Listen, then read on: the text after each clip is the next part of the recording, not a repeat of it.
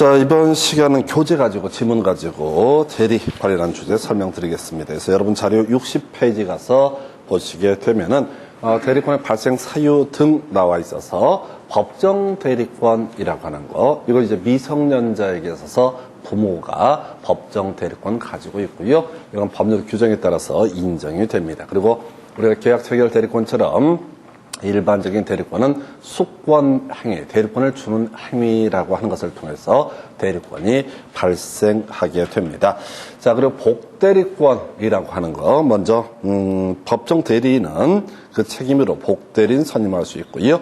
임의 대리인이라고 하는 사람은 승낙이 있거나 불가피한 경우, 부득이한 사유가 있을 때 복대리인 선임할 수 있다라고 하는 것 나와 있습니다. 그리고 이것에 대한 법적 효과로서 그 복임행위에 대한 법정 대리인의 책임이라고 하는 거, 모든 책임을 진다 등 있는데 이건 출제 포인트 아니고요. 임의 대리인의 책임이라고 해서 선임 감독 책임이라고 하는 거 나와 있죠.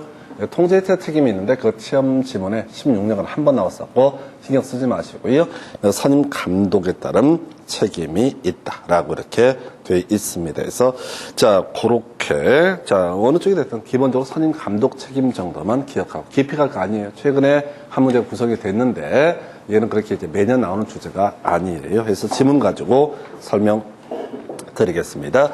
자, 첫 번째 박스 1번 지문. 법정 대리인은 부득이한 사유가 없더라도 복대리인 선임할 수 있다. 그래서 법정 대리인은 아무 때고 복대리인 선임할 수 있다라고 하는 거. 자, 우리가 이제 아까 임의 대리인의 경우에는 경우의 수가 있었죠. 본인의 승낙이 있는 게 원칙이고 승낙이 없다라고 할지라도 부득이한 사유가 있으면 어떻다?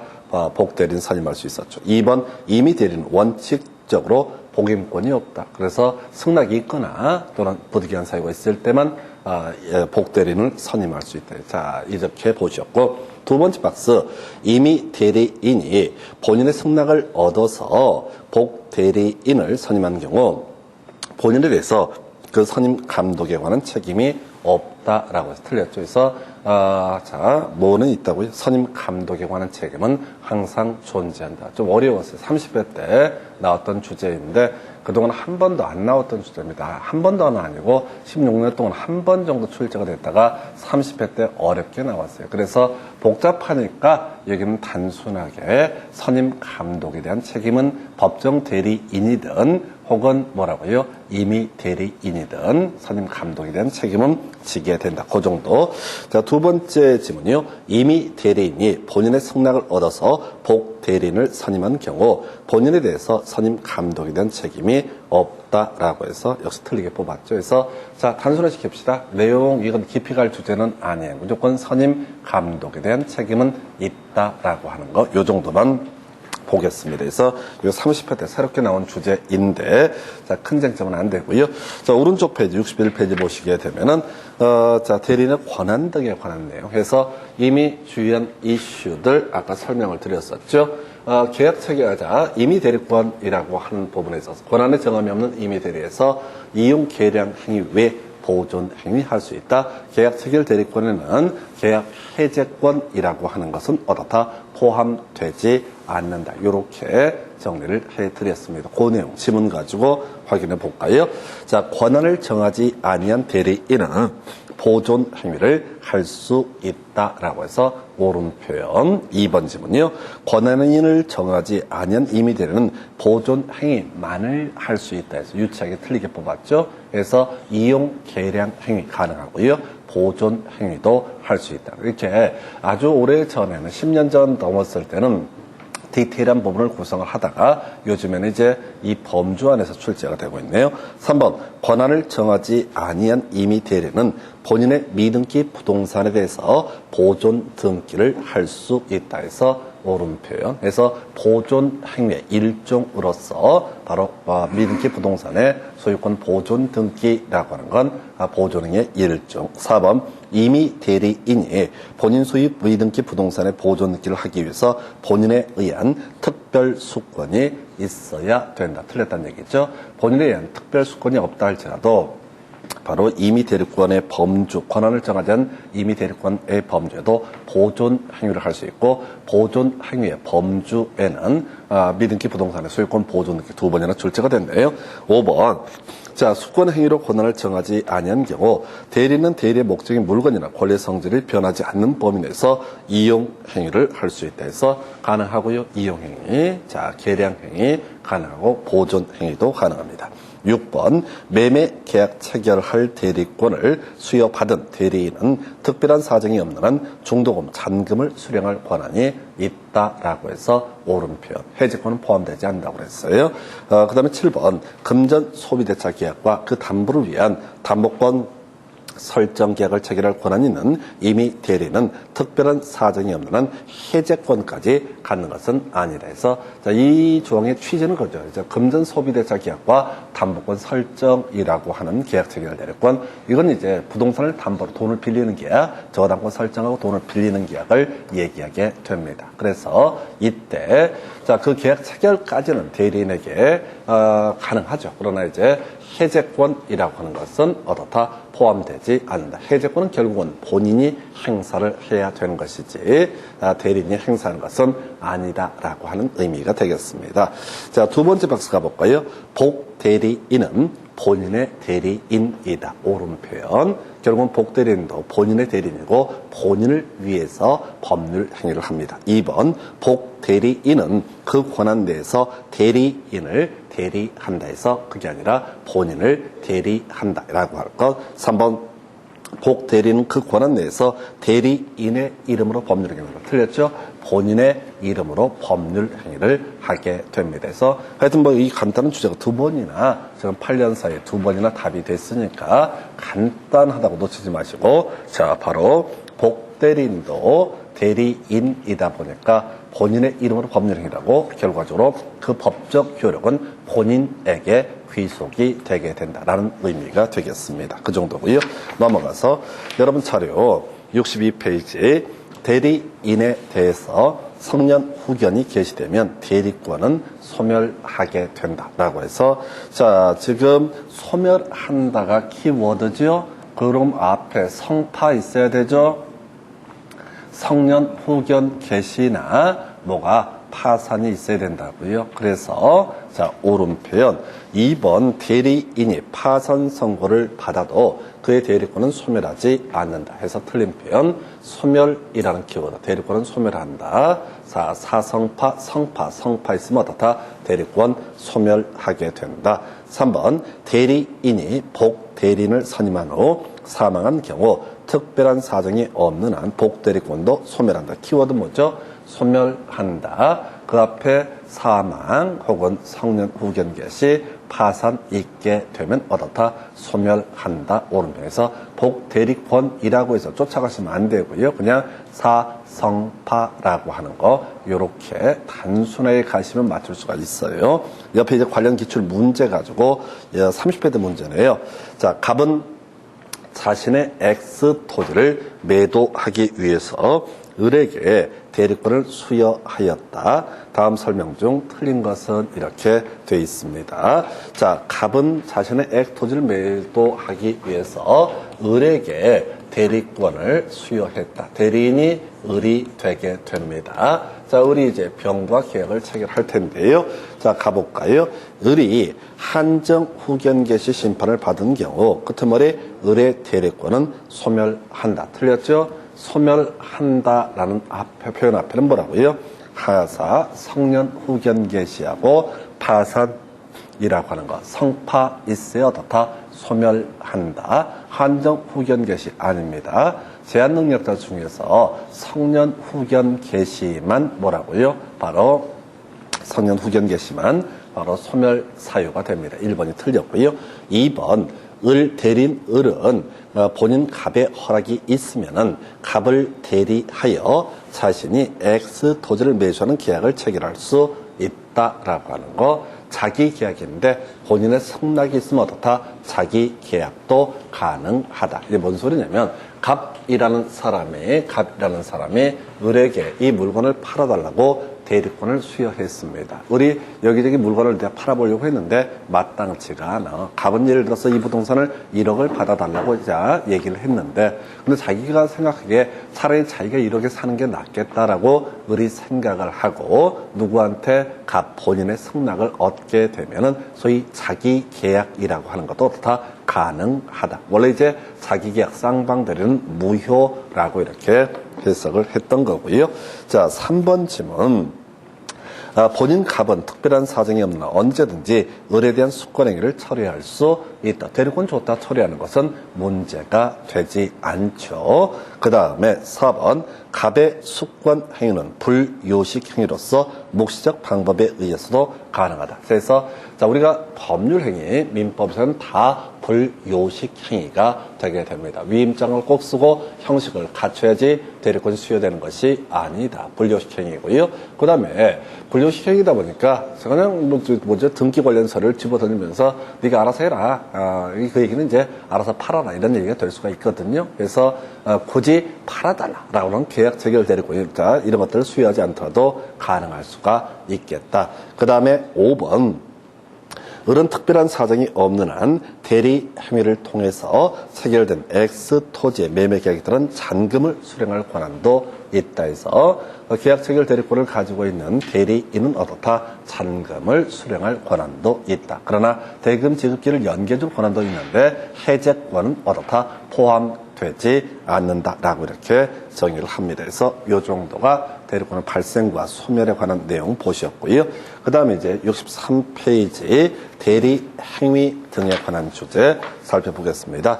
자, 대리 행위. 자, 먼저 앞에서 본 것처럼 자, 대리 행위가 유효하다. 즉 본인에 대해서 법적 효력이 발생하려면 대리인이 그 권한 내에서 본인을 위한 것임을 표시했다라는 전제하에서 본인에 대해서 효력이 발생한다. 꼭 현명이라는 것이 있어야 되겠고요.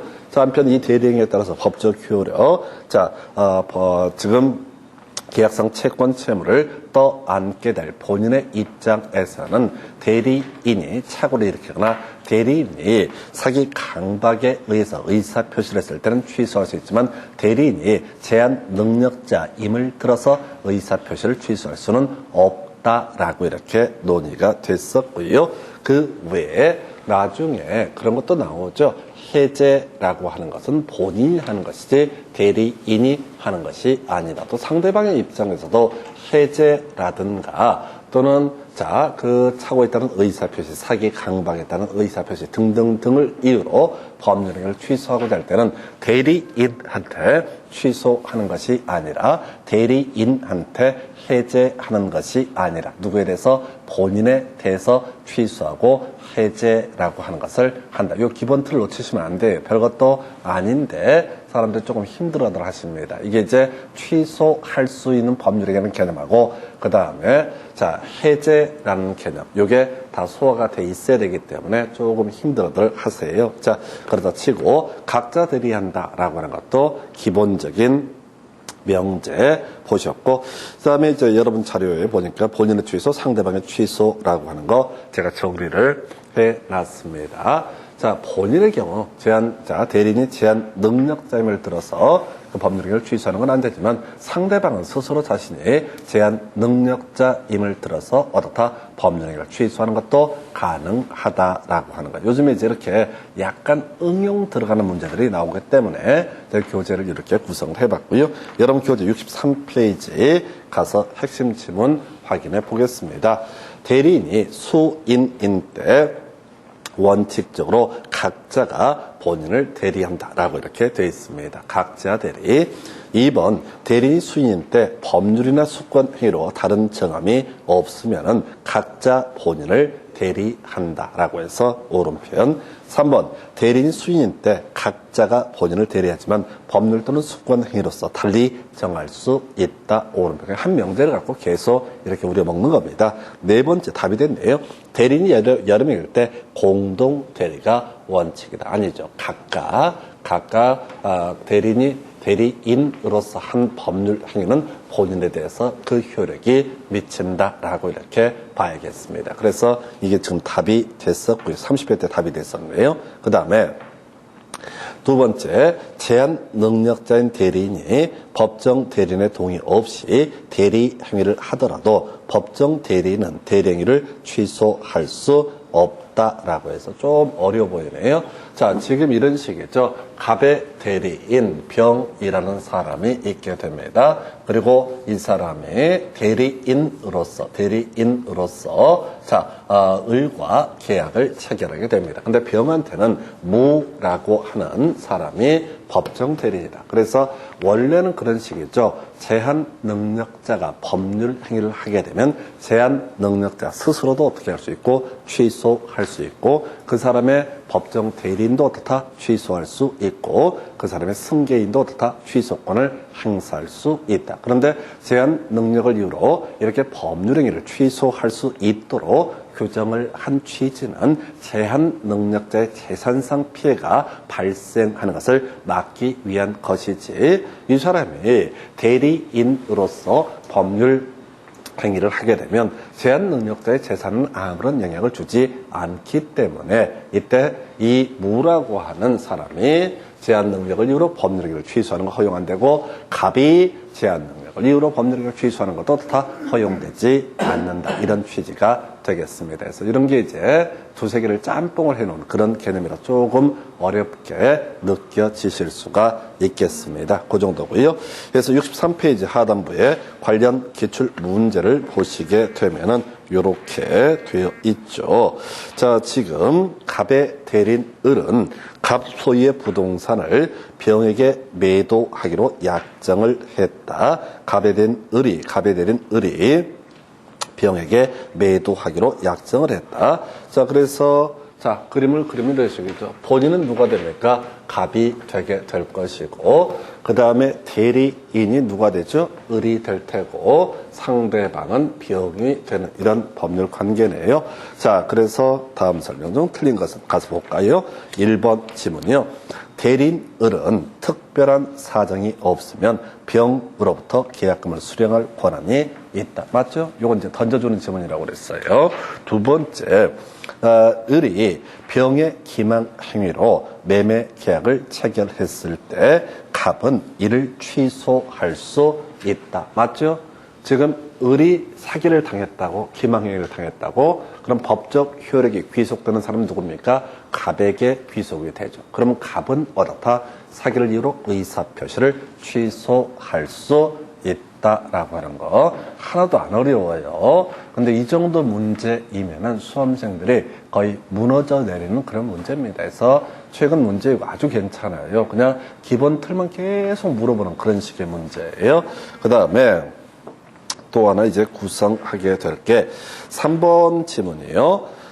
을이 매매 계약서에 갑의 이름을 기재하고 갑의 인장을 날인한 때 유효한 대리 행위가 될 수 있다. 해서 옳은 표현 되겠습니다. 원래대로 치면 뭐라고 해야 돼? 갑의 대리인 을이라고 표시를 하고 거기다가 매수인 난다 병 이런 식으로 표시를 해야 되는데 대부분 법을 모르니까 위임장 제시하고 갑의 이름 쓰고 갑의 도장을 찍는다고요.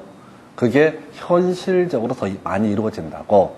그것도 어떻다? 유효한 대리 행위로 보게 된다. 이런 취지가 되겠습니다. 그 다음에 4번. 을이 매매 계약을 체결하면서 갑을 위한 것임을 표시하지 아니한 경우 이때 그 의사표시는 자기를 위한 것, 즉 대리인을 위한 것으로 본다. 옳은 표현 되겠습니다. 자, 지금 갑의 대리인 을이라고 표시를 해야 되는 산에서 그냥 뜬금없이 갑이라고 쓰지도 않고 매도인 을 이렇게 써버리면 이것은 자기, 바로 대리인을 위한 것으로 본다. 이게 소위 이제 의미상 타인 권리의 매매로 해석할 수 있겠습니다. 그 다음에 5번 지문이요. 만일 을이 미성년자인 경우 갑은 을의 제한 능력자임을 이유로 해서 매매 계약을 취소할 수 있다. 해서 틀렸죠? 자, 지금 갑은 을이 사기 강박을 당하거나 착오를 하거나 등등등 하면 어떻다? 법자 계약상 채권 채무를 지기 때문에 취소할 수 있지만은 제한 능력을 이유로 어떻다? 취소할 수 없다라고 하는 거 이렇게 보게 됩니다. 그래서 아주 괜찮은 문제들에 의해서 취소와 해제 이런 것들을 한꺼번에 엮어서 묶어놓은 케이스고요. 그 밑에 관련해서 자 대리계 해제라고 해서 아까 제가 설명드린 내용이 있죠. 이게 유효하게 계약이 성립이 됐다고 했을 때 본인이 채무를 이행하지 않게 되면 상대방은 본인에 대해서 해지하고 손해배상 청구할 수 있고요.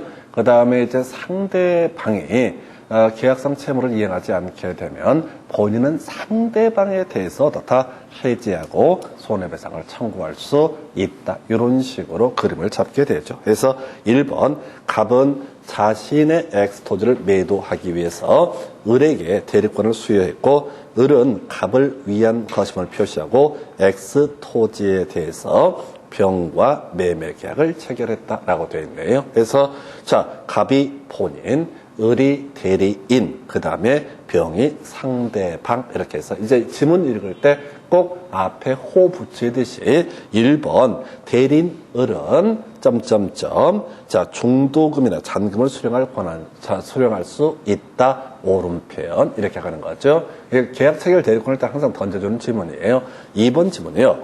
병이 적법하게 계약을 해제한 경우 병은 을에게 손해배상을 청구할 수 있다. 틀렸죠. 지금 병은 누구한테 해지합니까? 갑에게 해제를 해야 할 것이고 갑에게 해제를 한다는 얘긴 즉슨 손해배상 청구도 누구한테? 갑한테 해야 되는 것이 법적 채무 또는 이제 계약성 채무가 귀속되지 아니한 대리인한테 해제권을 행사하거나 대리인에게 손해배상을 청구하는 것은 아니다라고 이렇게 봐야 되죠. 그래서 2번 틀렸고요.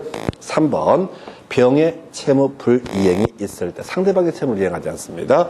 그러면 대리인 을은 특별한 사정이 없는 한 계약을 해제할 수 없다라고 되어 있습니다. 자, 대리인은 계약 해제권은 다 포함되지 않는다. 그러니까 이것도 그래요. 1번하고 3번 두 개 깔아주잖아요. 계약 체결 대리권의 범주를 그냥 깔아주는 겁니다.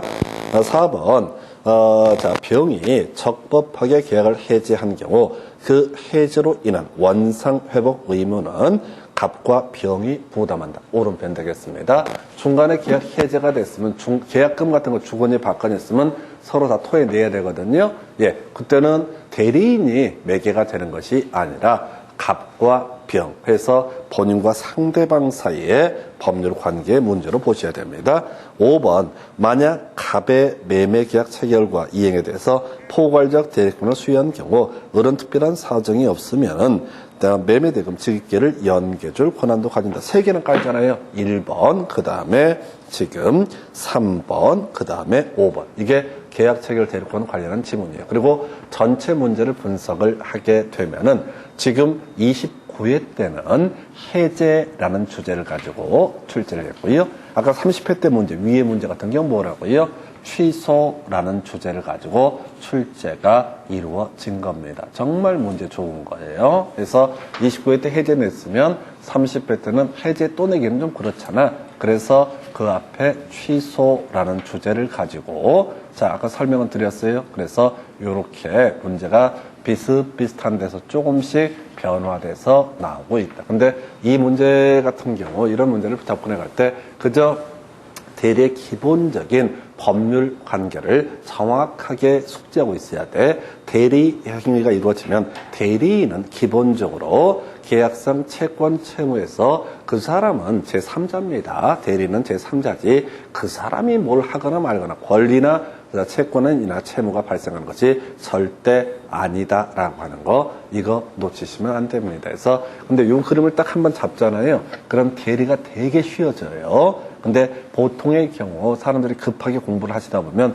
이 대리의 기본 틀을 놓쳐버리고 대리의 기본 틀을 놓치면 문제를 볼 때마다 알 것 같기도 하고 모를 것 같기도 하고 이도 저도 아닌 개판이 되고 나중에는 개새끼들 대리를 법에서 없애버려야 돼 라고 하는 주장을 저처럼 하게 됩니다. 그래서 제가 옛날에 공부하던 뭐 민법 파트에서 막 짜증나는 게 몇 군데 있어요. 대리, 새끼들.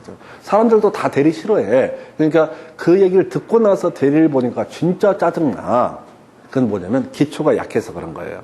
기초가 탄탄하게 되면은 대리처럼 감사한 일이 없어.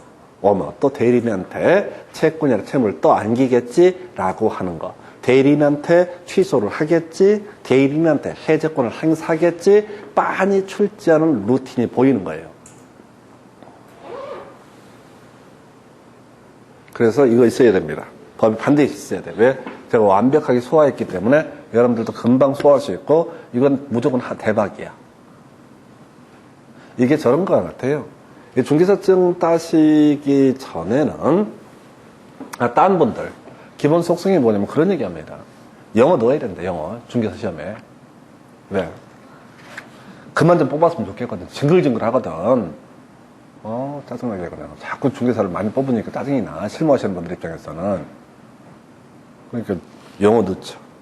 그 양반이 학원 다닐 때는 데모에 따른 사람이 영어 이런 얘기 나올 때마다 영어 시험에 들어갈 수 있습니다.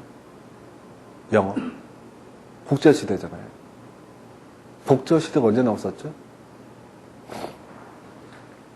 김영삼 정부 때 국제어라는 단어가 나왔어요. 몇 년 전이야? 한 20몇 년 전부터 영어 중개사 시험에 넣어야 된다. 라고 하는 주장이 있었어요. 그래서 학원에서 영어가 시험에 들어갈 수 있다.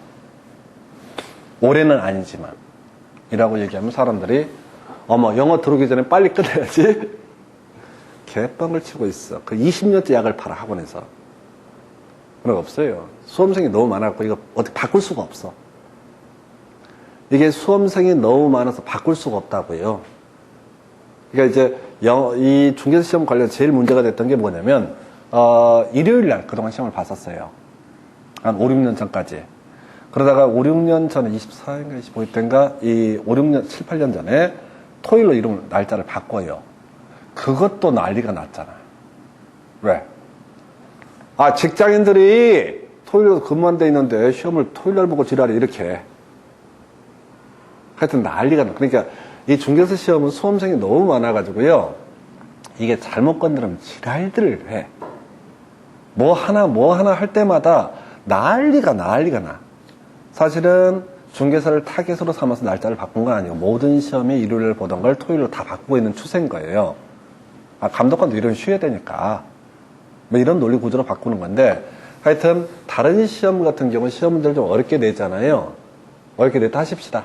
그리고 학생들이 예상 점수가 한 60점이 붙어야 되는 시험에서 40점, 30점 이렇게 초토화시키는 시험이 있잖아요. 그럼 이제 감독관, 출제위원들하고 이제 압력을 넣겠죠. 어떻게 시험을 이렇게 되는 거냐. 그러면 이제 수험생 수가 3,000명, 4,000명인 그런 시험에서는요, 시험 출제위원들이 뭐라고 얘기하냐면, 그럼 니들이 내던가 이렇게 나와요. 아니, 출제는 출제위원이 하는 거고, 수험생은 문제를 푸는 건데, 왜 지랄이야? 이렇게 나온다고. 쪽수가 작으니까. 그렇게 해도 수험생 숫자가 작으니까 시비를 못 걸어요. 전에 주택관리사라는 시험이 아주 어렵게, 말도 못하게 어렵게, 학원 강사가 들어가도 50점이 안 나오게, 전 과목이 그렇게 하면 출제가 됐어요. 그래서 그 시험 감독관 등등등한테, 시험 출제 본부한테 사람들이 몇몇 항의를 하고 등등등 하니까, 출제 본부에서 했던 말이 가관이에요. 출제위원이 알아서 출제할 거니까, 니들은 알아서 푸세요. 그러면 이제 또 물어보, 내년에 이렇게 나올 수 있는 거냐? 내년 돼봐야 아는 거지. 벌써부터 그걸 우리가 어떻게 알아요? 뭐 내년에 이렇게 나올 수도 있는 거죠. 그래서 상관이 없어. 왜? 데모한 게 20몇 명이었거든. 근데 중개사는 잘못 건드리면요, 10,000명 단위로 과천벌에 모입니다. 국토부 청사가 과천했을 때.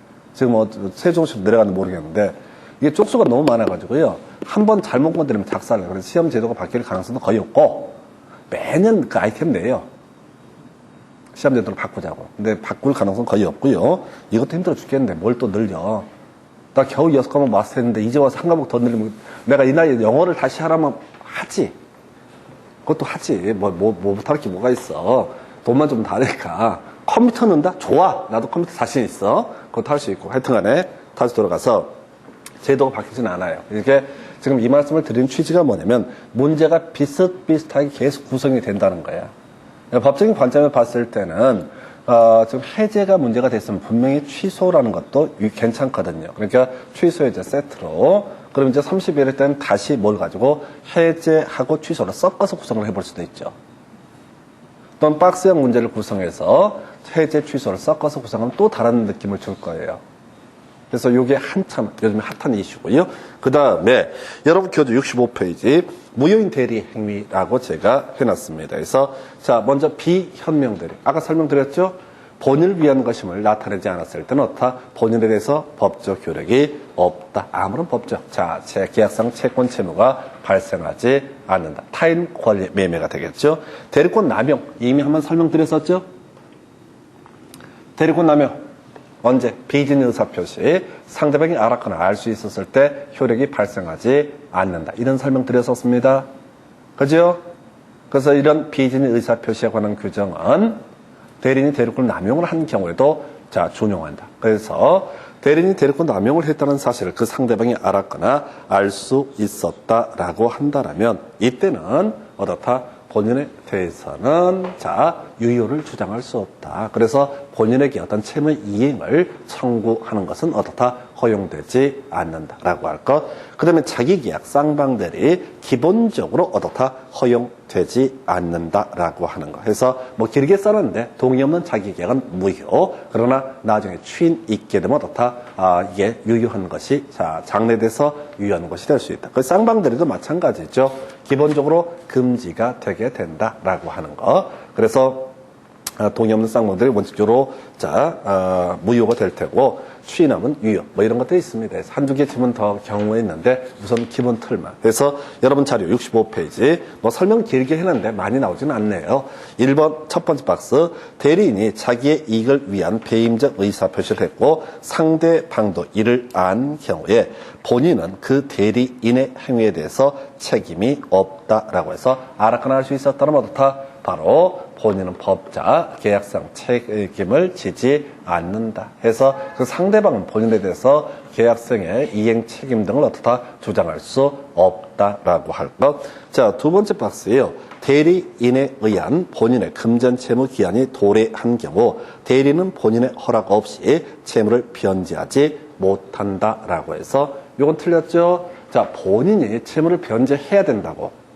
그래야지 손해배상 채무가 발생하지 않습니다. 그래서 대리인에 대한 예를 들어서 갑이 본인이야. 그리고 대리인이 을이야. 그런데 참고적으로 이 갑의 을에 대해서 1억을 갚을 채무를 지고 있다라고 치자고요. 그리고 맡겨놓고 갔다고. 그러면 얘는 이 갑의 재산에서 얼마 1억을 자기 주머니에 넣는 것도 다 전혀 문제가 되지 않는다. 이건 누굴 위한 거니까? 대리인을 위한 것이 아니라 본인을 위한 거니까. 만약에 갑이 을한테 채무를 변제하지 않게 되면 나중에 왔더니만 너 왜 채무를 이행하지 않았어? 걔야 손해배상 청구할 거야. 이렇게 들어갈 수 있거든요. 그래서 다시 지금 가볼까요? 대리인에 대한 본인의 금전 채무의 기한이 도래했다. 즉 본인이 대리인에 대해서 돈을 갚아야 될 시기가 도래했을 때 이 사람은 한국에 없는 거예요. 본인은. 그랬을 때 대리인은 본인의 허락 없이도 그 채무를 변제할 수 있다. 즉 자기 통장으로 입금을 하는 것도 다 가능하다. 왜? 안 그러면 나중에 이 사람 돌아왔을 때 대리인이 다른 것과 별개의 문제로 본인에 대해서 너 왜 나한테 돈 떼댔는데 안 갚았어? 손해배상 청구할 거야. 이거 나온단 말이에요. 그러니까 당연히 이것은 본인을 위한 것이니까 이건 어떻다? 가능하다. 해서 얼핏 보면 자기 계약처럼 보이지만은 이게 결국은 누굴 위한 것이다? 본인을 위한 것이니까 이것은 가능하다. 2번 본인의 허락이 없는 자기 계약이라고 할지라도 본인이 추인해서 유효한 대리인이 될 수 있다. 아까 자기 계약 쌍방들이 무효이지만은 무효인 법률 행위의 추인이라는 부분에 설명드렸던 거죠. 무효임을 알고 추인하게 되면 어떻다? 장래돼서 유효한 법률 행위가 된다. 그 얘기와 연관이 돼 있죠. 3번 대리인은 본인의 허락이 있으면은 당사자 쌍방을 대리할 수 있다라고 해서 요 정도까지. 이렇게 해서 이제 대리인까지 보셨어요. 오늘은 여기까지만 가겠습니다. 그래서 다음 시간에 이어서 물권법부터 이어서 가겠습니다. 수고하셨습니다.